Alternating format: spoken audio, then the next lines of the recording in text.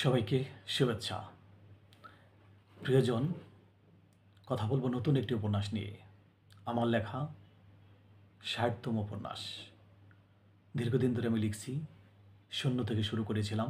লিখতে লিখতে এখন আমার ১০ নভেম্বর বই সংখ্যা দাঁড়াবে ৬০তম।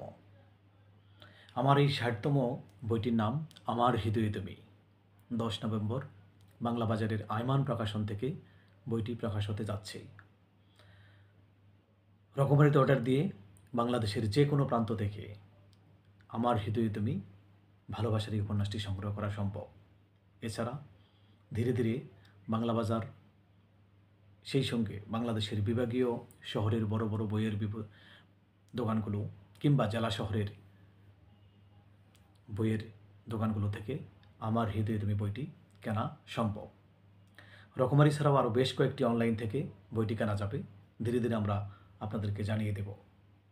এটুকু বলতে চাই, একটি ভালোবাসার উপন্যাস, বিরহের উপন্যাস, ভালোবাসার মানুষকে ভালোবেসে না পাবার যে যাতনা, না পাবার যে বেদনা, সেই হাহাকার এবং বেদনার উপন্যাস আমার হৃদয়ে তুমি।